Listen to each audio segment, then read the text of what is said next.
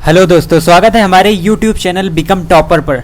और हम पढ़ रहे थे फिजिक्स की क्लास में यूनिट 9 यानी कि किरण प्रकाशिकी एवं प्रकाशिकी यंत्र।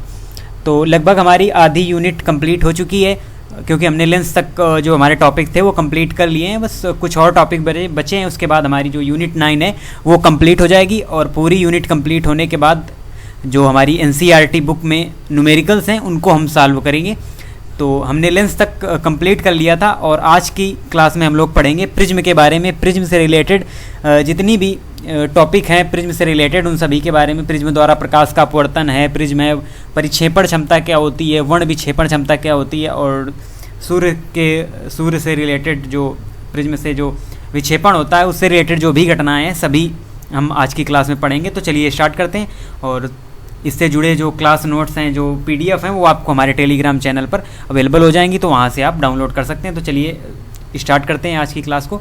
तो सबसे पहले हम देखते हैं क्या होता है प्रिज्म। तो सबसे पहले हम प्रिज्म के बारे में जानेंगे कि क्या होता है प्रिज्म। तो प्रिज्म एक ऐसा समांग पारदर्शी माध्यम है जो किसी कोण पर झुके हुए दो समतल पृष्ठों से घिरा हुआ होता है। तो दो समतल पृष्ठों से घिरा एक समांग पारदर्शी माध्यम होता है, जिसमें ज़्यादातर कांच ही होता है। आपने प्रिज्म देखा भी होगा तो वो कांच का ही होता है और समांग पारदर्शी माध्यम होता है, और ये दो समतल पृष्ठों से घिरा हुआ होता है, उसे ही हम प्रिज्म कहते हैं। और ये जो पृष्ठ होते हैं दो समतल पृष्ठ, इन्हें कहा जाता है अपवर्तक पृष्ठ, और इनके बीच का जो कोण होता है वो कहलाता है अपवर्तक कोण। तो ये बात भी आपको याद रखनी है प्रिज्म के बारे में। अब हम आगे देखते हैं प्रिज्म द्वारा प्रकाश का अपवर्तन।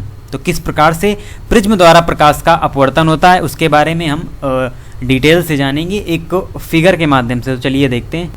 ये यहाँ पर हमारा प्रिज्म का फिगर है। तो ये जो प्रिज्म है ये है ABC प्रिज्म है यहाँ पर, और ये जो अपवर्तक कोण है वो कोण A है।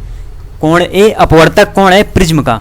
और यहाँ पर एक PQ किरण जाती है जो AB पृष्ठ पर अपवर्तित होती है। तो जब ये AB पृष्ठ पर पहुँचती है तो यहाँ से अपवर्तित होकर ये अभिलंब की ओर झुक जाती है, क्योंकि वायु से ये प्रिज्म में कांच में प्रवेश करती है तो अभिलंब की ओर झुक जाती है और सीधी जाती हुई QR की तरफ निकल जाती है। ये जो PQ किरण है हमारी ये QR की तरफ चली गई, और यहाँ पर जो आपतन कोण बनेगा वो बनेगा I, और ये N यहाँ पर अभिलंब का कार्य करता है, और ये बनेगा यहाँ पर हमारा I। और इधर जो अपवर्तक कोण होगा यानी आपतन कोण हमारा I है, और ये जो अपवर्तक कोण है वो यहाँ पर होगा R, और ये किरण सीधे QR की ओर चली जाती है। उसके बाद QR पर AC पृष्ठ पर जब ये अपवर्तित होती है तो ये RS की तरफ चली जाती है, यानी कि अभिलंब से दूर हट जाती है, क्योंकि ये फिर कांच से वायु में चली गई। तो यहाँ पर जो आपतन कोण होता है वो R डैश होता है। याद रखना है आपको, यहाँ पर जो आपतन कोण होता है वो R डैश होता है, और अपवर्तन कोण जो होता है यानी कि निर्गमन कोण भी इसे कहते हैं वो होता है यहाँ पर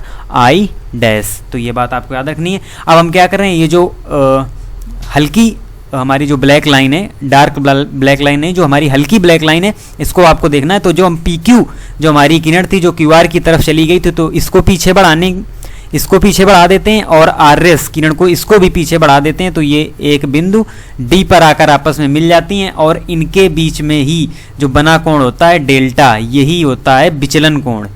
इसी को हम कहते हैं विचलन कोण।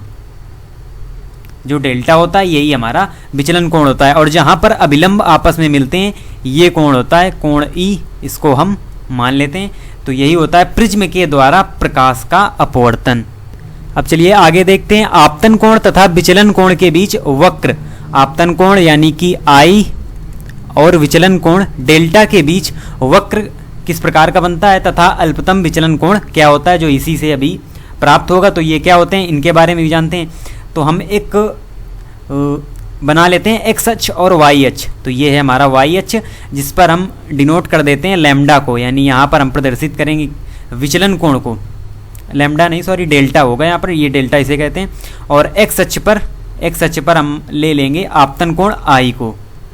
अब यहाँ पर हम अपने हिसाब से बिंदु लिख लेंगे, 40, 50, 60 इस तरह से यहाँ पर बिंदु लिख लेंगे, और आपतन कोण यहाँ पर लिख लेंगे 10, 20, 30, 40, 50, 60 इस प्रकार से हम लिख लेंगे। जो विचलन कोण होता है वो पूरी तरह आपतन कोण में हमने अभी पीछे फिगर में देखा, जो विचलन कोण होता है यानी कि जो डेल्टा होता है वो पूरी तरह निर्भर करता है किस पर, आपतन कोण I पर। इसीलिए यहाँ पर I और डेल्टा के बीच में वक्र प्रदर्शित किया गया है कि किस प्रकार से ये उस पर निर्भर करता है। तो यहाँ पर हम जिस तरह से विभिन्न विभिन्न आपतन कोण पर आपतन कोण को रखकर भिन्न भिन्न आपतन कोण रखकर हम देखेंगे किस प्रकार से मान घटता है या बढ़ता है विचलन कोण का, उसी हिसाब से हम यहाँ पर वक्र बनाएंगे। लेकिन जो आपतन कोण का मान है वो हम 30 डिग्री से कम नहीं ले सकते, 30 डिग्री के ऊपर ही हमको मान लेना होगा। तो तभी हम पता कर पाएंगे कि किस प्रकार से आई डेल्टा से रिलेटेड है।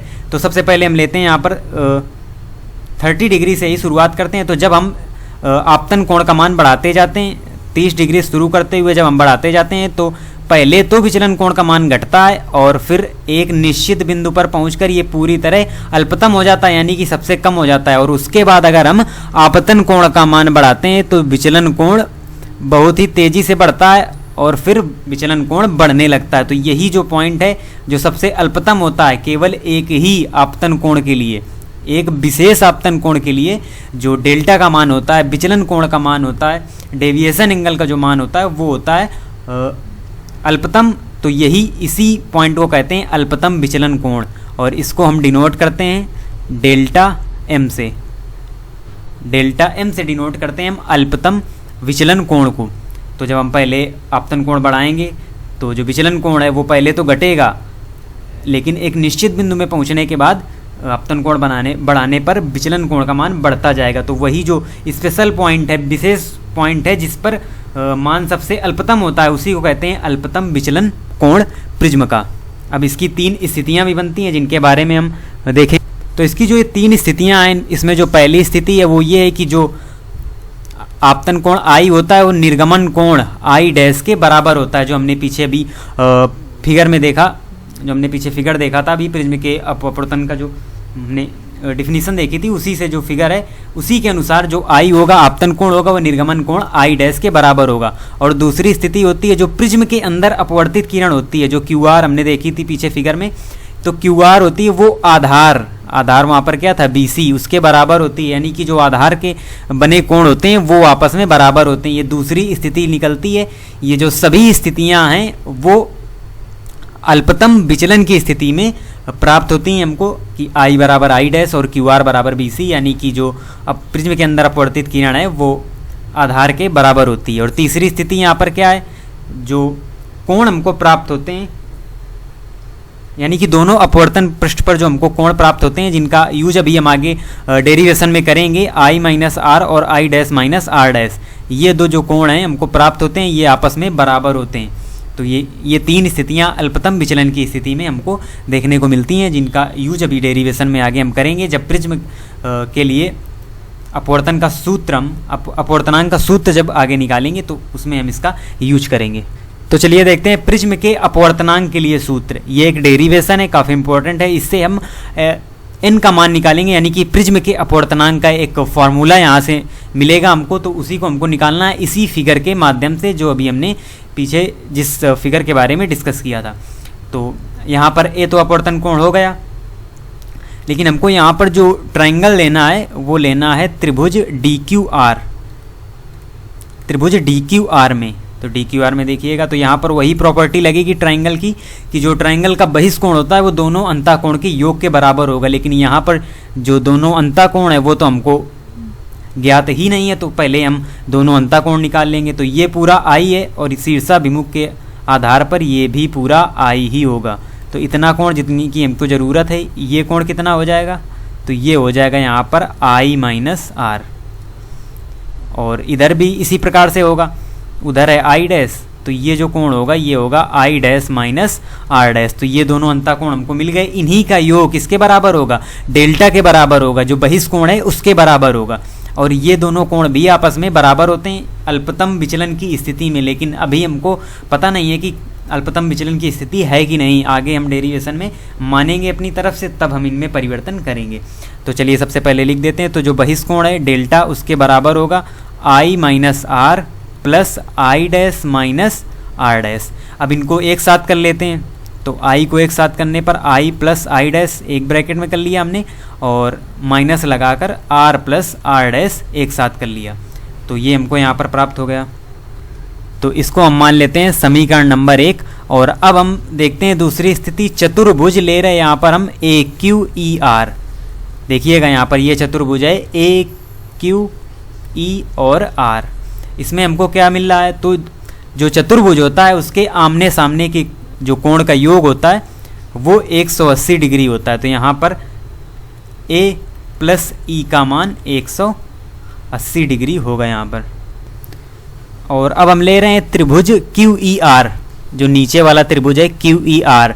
इसके अनुसार क्या होगा, तो इसमें हम लेंगे तीनों कोणों का योग 180 डिग्री होता है। त्रिभुज के तीनों कोणों का, तीनों अंतः कोणों का योग 180 डिग्री होता है। तो वही हम यहाँ पर ले रहे हैं, यानी कि R plus R dash plus E बराबर 180 डिग्री। ये जो दो समीकरण हमको प्राप्त हुए ये वाले, तो इन दोनों से हमको क्या मिल गया, यहाँ पर राइट साइड है जो, यानी कि 180 डिग्री बराबर है, तो ये भी आपस में बराबर होंगे दोनों समीकरण। तो यहाँ से हमको क्या मिलेगा, हम एक तरफ लिख देते हैं ए प्लस ई बराबर R plus R dash plus E. तो यहाँ से ई और ई कैंसिल हो गया, हमको क्या मिलेगा यहाँ पर ए बराबर आर प्लस आर डैश। अब यहाँ से जो आर प्लस आर डैश का मान है, यानी कि ये जो हमको मिला यहाँ पर आर प्लस आर डैश का मान हम ऊपर समीकरण नंबर 1 में रख देंगे, यानी कि इस जगह रख देंगे। तो क्या मिल जाएगा हमको फाइनल, डेल्टा बराबर आई प्लस आई डैश, यहाँ पर आई डैश होगा आई प्लस आई डैश माइनस का ए, क्योंकि हमने आर प्लस आर डैश की जगह यहाँ पर ए रख दिया। अब क्या होगा, अब हम मान लेते हैं कि जो ये प्रिज्म है ये अल्पतम विचलन की स्थिति में है। अब हमने माना है कि प्रिज्म अल्पतम विचलन की स्थिति में है, तो यहाँ पर जो मान है वो बदल जाएंगे, यानी कि आई डैश का मान आई के बराबर हो जाएगा, क्योंकि हमने पीछे पढ़ाया था आपको 3 स्थितियाँ। तो क्या होती 3 स्थितियाँ, आई का मान आई डैश के बराबर होता है। तो यहाँ पर आई डैश की जगह हम आई रख सकते हैं, और जो डेल्टा है उसको अब हम कहेंगे डेल्टा एम, इसी से हम डिनोट करते हैं जो हमारा अल्पतम विचलन कोण होता है। और आर डैश भी आर के बराबर हो जाएगा। तो अल्पतम विचलन की जब हम स्थिति ले लेंगे तो ये तीनों हमको मान प्राप्त होंगे।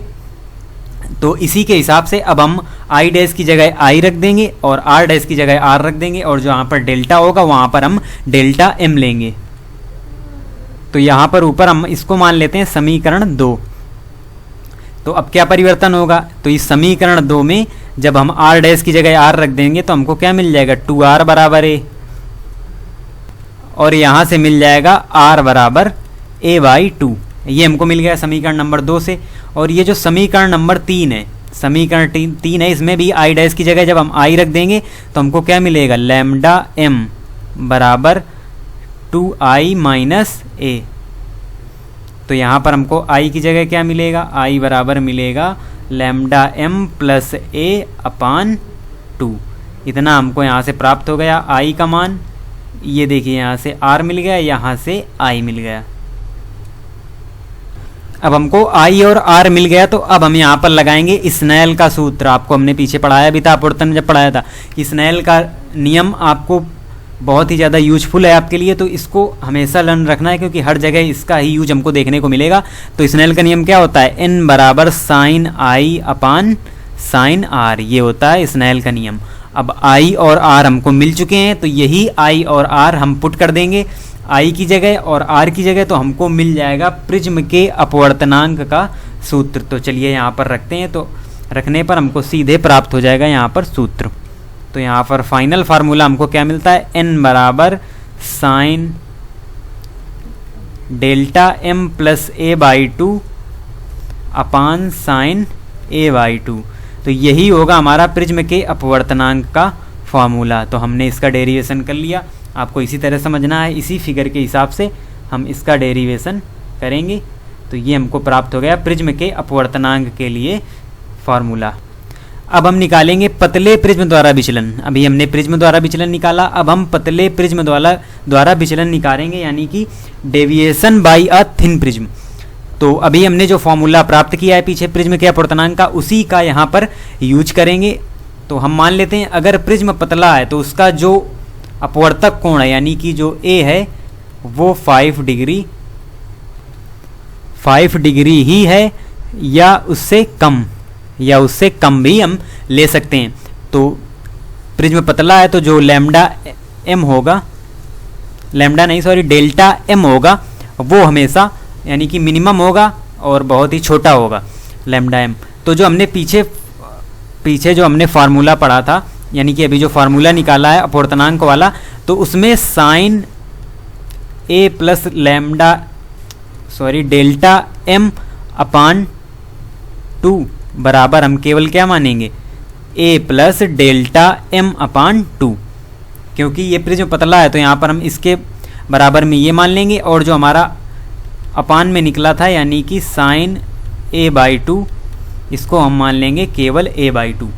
तो अब हम फार्मूले में सीधे यही मान रख देंगे, यानी कि n बराबर यही मान रख देंगे। तो हम रखेंगे n बराबर a plus delta m by 2 upon a by 2। यहाँ से साइन हट जाएगा, ये हम जब रख देंगे तो हमको फाइनल जो फार्मूला मिलेगा पतले लेंस के लिए, जो अपवर्तनांक का सूत्र मिलेगा वो क्या मिलेगा, वो मिलेगा हमको लैम्डा m बराबर n-1 इंटू ए। ये हमको फाइनल फॉर्मूला यहाँ पर मिल गया है किसके लिए, पतले लेंस के लिए, डेल्टा m बराबर n-1 इंटू ए। अब क्या होगा, ये जो डेल्टा m है यानी पतले लेंस के लिए जो विचलन कोण है ये डिपेंड करेगा किस पर, ये डिपेंड होगा यहाँ पर n यानी कि अपवर्तनांक और अपवर्तन कोण a पर, प्रिज्म के अपवर्तन कोण a पर, और n पर डिपेंड करेगा ये पतले लेंस के लिए विचलन कोण। और एक विशेष स्थिति याद रखनी है आपको कि ये a पर तो निर्भर करता है यानी कि अपवर्तन कोण पर तो निर्भर करता है, लेकिन ये I पर डिपेंड नहीं है, ये I पर निर्भर नहीं करता। ये विशेष स्थिति याद रखनी है, पतले लेंस के लिए जो अल्पतम विचलन कोण का मान होता है वो I पर डिपेंड नहीं करता कभी भी, ये n और a पर, क्योंकि इसके फार्मूले में ही n और a है तो ये केवल उसी में डिपेंड करता है, I पर डिपेंड नहीं करता है। अब आगे देखते हैं सूर्य के श्वेत प्रकाश का प्रिज्म द्वारा विचलन, यानी सूर्य के श्वेत प्रकाश का प्रिज्म द्वारा विचलन तथा परिक्षेपण। क्या होता है परिक्षेपण और किस प्रकार से होता है सूर्य के श्वेत प्रकाश का प्रिज्म द्वारा विचलन, इसको देखेंगे हम। तो क्या होता है, जब किसी प्रिज्म में श्वेत प्रकाश की किरण डाली जाती है तो वह विभिन्न रंगों की अनेक किरणों में विभाजित हो जाती है। इस प्रक्रिया को प्रकाश का वर्ण विक्षेपण या परिक्षेपण कहते हैं। तो आपने पढ़ा भी होगा 10th में कि जो विबग्योर होता है,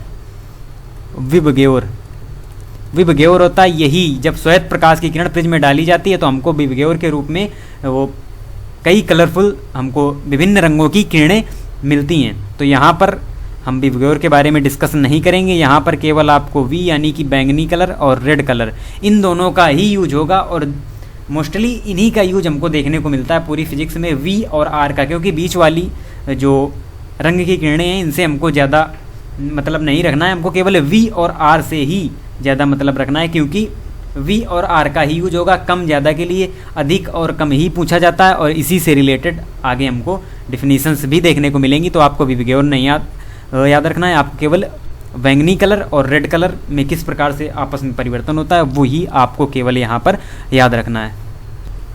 और विभिन्न रंगों में विभिन्न माध्यमों में जो चाल होती है प्रकाश की वो अलग अलग होती है, लेकिन निर्वात में किसी भी रंग का प्रकाश हो, अगर वो निर्वात में जा रहा है तो उसकी चाल हमेशा 3 × 10⁸ मीटर प्रति सेकंड ही होगी।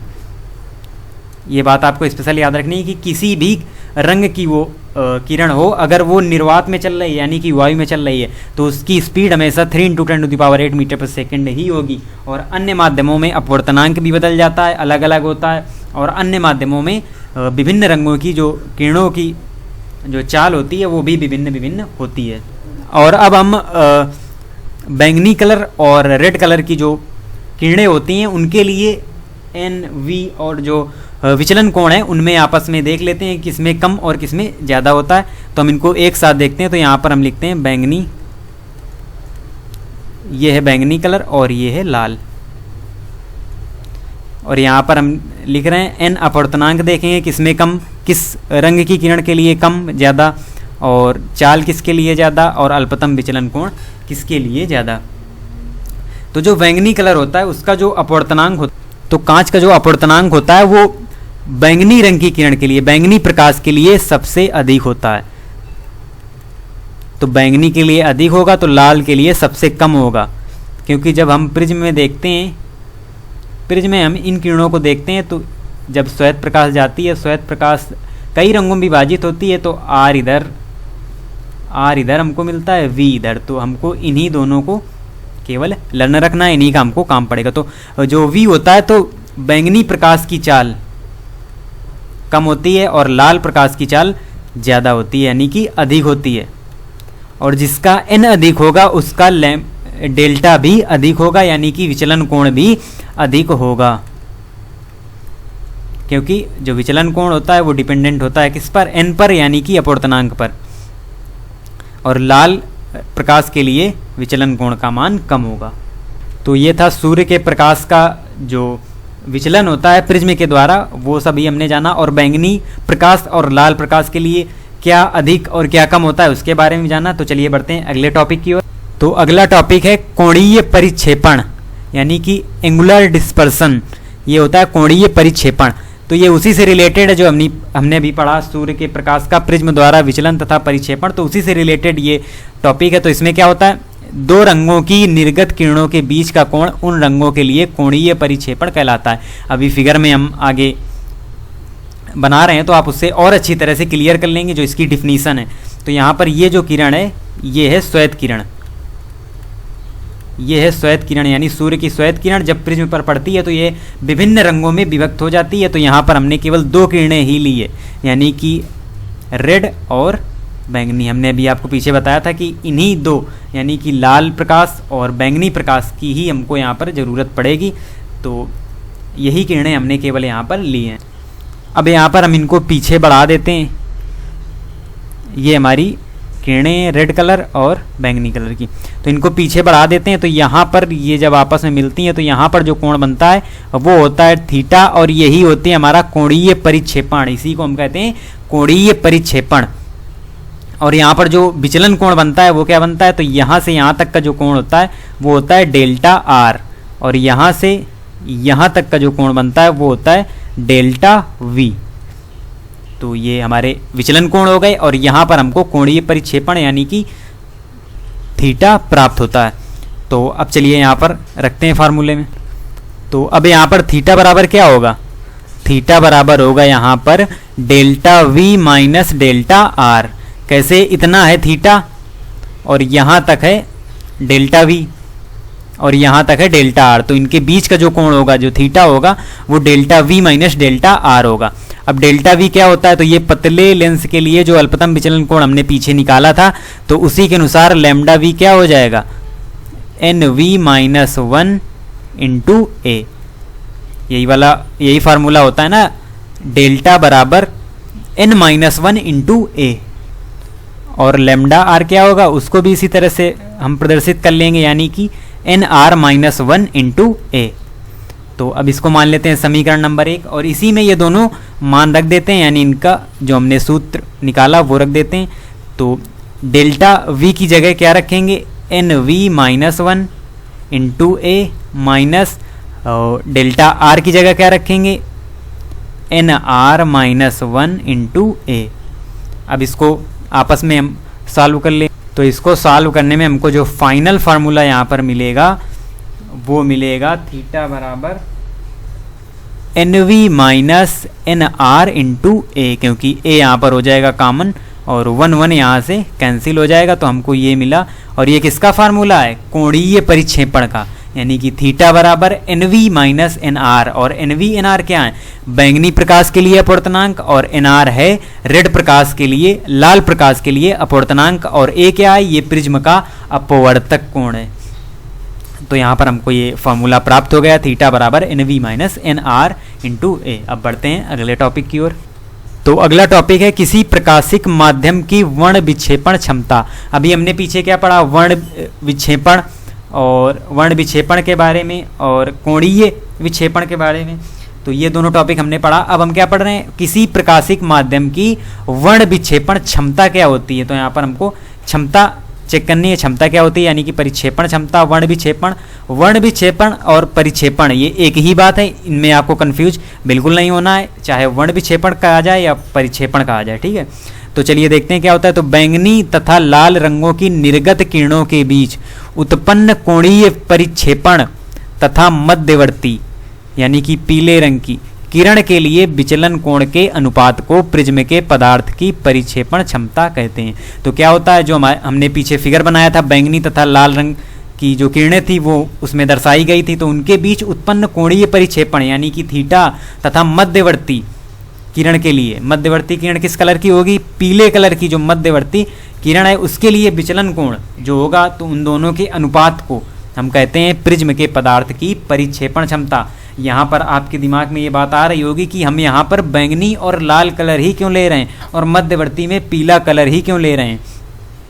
तो ये हम इसलिए ले रहे हैं क्योंकि बैंगनी कलर और लाल कलर ये ऊपर और नीचे होते हैं हमारे विबग्योर वाले पोर्शन में, तो जब हम इनको लेंगे तभी हम बीच का निकाल पाएंगे, यानी इनके बीच कोणीय परिक्षेपण निकाल पाएंगे। और पीले रंग का प्रकाश क्यों लिया है, क्योंकि पीला रंग ठीक मध्य में होता है, विबग्योर में मध्य में होता है, तो एक मध्यवर्ती किरण ले लेंगे और ऊपर और नीचे की किरणें ले लेंगे, यानी बैंगनी और लाल कलर ले लेंगे। तो इनके दोनों के बीच उत्पन्न कोणीय परिक्षेपण और मध्यवर्ती किरण के लिए विचलन कोण, इनके अनुपात को ही हम परिक्षेपण क्षमता कहते हैं। तो अब इसको थोड़ा सा हम इसका जो फॉर्मूला है वो यहाँ पर प्राप्त करते हैं। और एक बात याद रखनी है कि जो परिक्षेपण क्षमता है इसको हम ओमेगा से डिनोट करते हैं, ये डब्ल्यू नहीं है, ये है ओमेगा। तो ओमेगा से हम डिनोट करते हैं किसको, परिक्षेपण क्षमता को। अब इसका फार्मूला निकालने के लिए पहले हम delta V minus delta are निकालते हैं, जो हमने ऊपर निकाला भी था। तो ये आता है हमारा N V minus N R into A, इतना हमें पहले से ही प्राप्त है, यानी ये हो गया बैंगनी प्रकाश और रेड प्रकाश के लिए जो विचलन कोण के बाद निकला मान। और अब हम पीले प्रकाश के लिए यानी कि पीले रंग की किरण के लिए अल्पतम विचलन कोण निकालते हैं यहाँ पर। तो पीले रंग के लिए क्या होगा, तो ये होगा डेल्टा वाई बराबर एन वाई माइनस 1 इंटू ए। तो एन वाई क्या होगा, यहाँ पर पीले रंग की किरण के लिए अपवर्तनांक होगा, पीले प्रकाश का अपवर्तनांक होगा एन वाई। तो ये हमने ऊपर ले लिया बैंगनी और रेड कलर, इनको आपस में घटा लिया, यानी कि lambda V minus lambda R, क्योंकि हमको क्या होना चाहिए, कोणीय परिक्षेपण होना चाहिए, lambda V minus lambda R होना चाहिए, और पीले प्रकाश के लिए विचलन कोण होना चाहिए यानी कि डेल्टा वाई होगा। यहाँ पर बार बार वो हम लैम्डा को यानी कि डेल्टा को लैम्डा कह रहे हैं, तो आप थोड़ा सा मैनेज कीजिएगा और उसे डेल्टा ही समझिएगा, विचलन कोण डेल्टा ही, इसको डेल्टा ही कहा जाता है विचलन कोण को। तो यहाँ पर हम क्या करेंगे, इनको आपस में डिवाइड कर देंगे क्योंकि हमको अनुपात निकालना है। तो ओमेगा बराबर delta V minus delta R upon delta Y.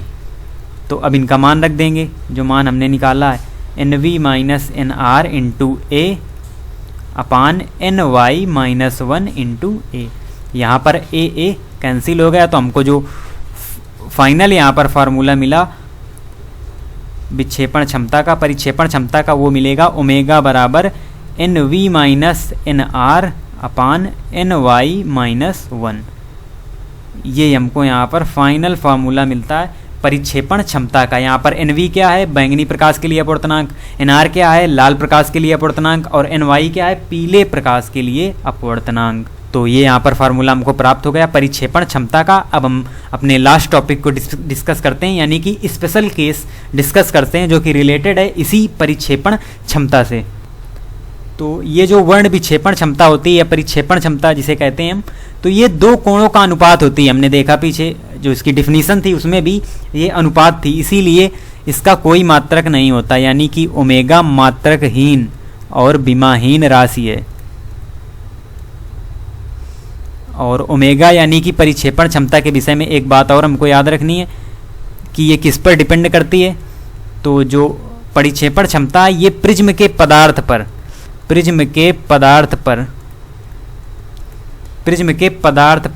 Depend, और ये प्रिज्म के कोण पर डिपेंड नहीं करती। ये बात आपको स्पेशल याद रखनी है कि ये कोण पर डिपेंड नहीं करती परिक्षेपण क्षमता, ये केवल और केवल कांच के पदार्थ पर यानी कि प्रिज्म के पदार्थ पर ही डिपेंड करती है। तो कहीं पर अगर वो विकल्पी क्वेश्चन में आपको मिल जाए आ भी जाता है कि जो परिक्षेपण क्षमता है वो निर्भर नहीं करती तो किस पर, कोण पर कभी भी निर्भर नहीं करती परिक्षेपण क्षमता। तो इसमें जो स्पेशल केस है वो हमारा रिलेटेड है हाइड्रोजन स्पेक्ट्रम से। तो हमारी आँख उस कलर के लिए ज़्यादा सुग्राही होती है, यानी कि स्पेक्ट्रम के उस भाग के लिए ज़्यादा सुग्राही होती है जो एफ रेखा व सी रेखा के बीच में स्थित होता है। सी रेखा, एफ रेखा और सी रेखा के बीच में स्थित जो भाग होता है स्पेक्ट्रम का, उसके लिए जो हमारी आंख है वो सबसे ज़्यादा सुग्राही होती है। और बीच में कौन स्थित होता है? बीच में स्थित होता है सोडियम की डी रेखा। बीच में स्थित होती है सोडियम की डी रेखा। ये उसी से रिलेटेड एक इंटरनेशनल फार्मूला, यानी कि अंतर्राष्ट्रीय रूप से स्वीकृत ये सूत्र है जो कि हाइड्रोजन स्पेक्ट्रम से रिलेटेड है। स्पेशल केस है, इसीलिए आपको थोड़ा सा प्रॉब्लम होगी इसको समझने में, लेकिन आप समझिएगा। यहाँ पर जो हमारी आँख सुग्राही है वो स्पेक्ट्रम के एफ रेखा और सी रेखा के बीच में जो स्थित भाग है उसके लिए ज़्यादा सुग्राही, यानी कि सोडियम डी रेखा यहाँ पर मध्य में होगी। तो इससे रिलेटेड ही हमको यहाँ पर फार्मूला बनाना है। तो यहाँ पर सूत्र होगा ओमेगा बराबर NF माइनस NC अपान ND माइनस 1। तो ये अंतर्राष्ट्रीय रूप से स्वीकृत फार्मूला है हाइड्रोजन स्पेक्ट्रम से रिलेटेड, यानी NF क्या है यहाँ पर? F रेखा का अपवर्तनांक, NC क्या है? C रेखा का अपवर्तनांक, और ND क्या है? सोडियम की D रेखा का अपवर्तनांक। ये जो पीछे हमने परिक्षेपण क्षमता पढ़ी उसी से रिलेटेड ये फार्मूला है, स्पेशल केस है। और परिक्षेपण क्षमता से रिलेटेड एक और पॉइंट है कि जो फ्लिंट कांच की परिक्षेपण क्षमता होती है वो क्राउन कांच से अधिक होती है, यानी कि ओमेगा किसके लिए? फ्लिंट कांच के लिए वो ग्रेटर होती है ओमेगा क्राउन कांच के लिए। तो ये स्पेशल प्रॉपर्टी है, आपको याद रखनी है कि किस कांच की परिक्षेपण क्षमता अधिक होती है। तो फ्लिंट कांच की परिक्षेपण क्षमता क्राउन कांच की परिक्षेपण क्षमता से अधिक होती है। तो इस प्रकार से हमारा ये टॉपिक प्रिज्म से रिलेटेड जितने भी टॉपिक थे सभी के बारे में हमने पढ़ा। तो ये हमारे यहीं पर कंप्लीट होते हैं। और इसके आगे जो टॉपिक हैं, यानी कि प्रकाश का प्रकीर्णन और सूर्य से रिलेटेड जो घटनाएं हैं, सूर्य का सूर्योदय के समय, सूर्यास्त के समय सूर्य का यानी कि दृष्टिगोचर होना, सूर्य से रिलेटेड जितनी भी घटनाएं होती हैं, और प्रकाश का प्रकीर्णन, रेले नियम, प्रकीर्णन नियम, रमन प्रभाव, ये जो सभी टॉपिक हैं तो ये आपकी NCERT बुक में दिए हुए हैं। लेकिन अभी जो 30% कोर्स कम किया गया है उसमें इन सभी टॉपिक्स को हटा दिया गया है, तो इनके बारे में हमको नहीं पढ़ना है। हम अगले टॉपिक में सीधा यानी कि सूक्ष्मदर्शी और दूरदर्शी जो हमारे प्रकाशिकी यंत्र हैं उनके बारे में पढ़ेंगे अगली क्लास में। तो इन टॉपिक्स को आपको नहीं पढ़ना है। आप जो सिलेबस वीडियो है, सिलेबस डिस्कस किया गया है जिसमें, उसमें जाके देख सकते हैं कि जो 30% कोर्स हटाया गया उसमें प्रकाश का प्रकीर्णन और सूर्य से रिलेटेड जो घटनाएँ हैं उनको हटा दिया गया है। तो वही इनके आगे थी, तो हमने सोचा आपको बता दिया जाए। तो आप का जो ये प्रिज्म वाला टॉपिक है ये पूरी तरह से कंप्लीट होता है। तो आप इसी तरह से जुड़े रहिए हमारे चैनल के साथ और अपनी पढ़ाई को, स्टडी को निरंतर जारी रखिए। और स्टे सेफ, स्टे होम, घर में रहें, सुरक्षित रहें क्योंकि कोविड-19 है। और इसी तरह से अपनी स्टडी को निरंतर जारी रखिए ऑनलाइन माध्यम से, यूट्यूब के माध्यम से। धन्यवाद।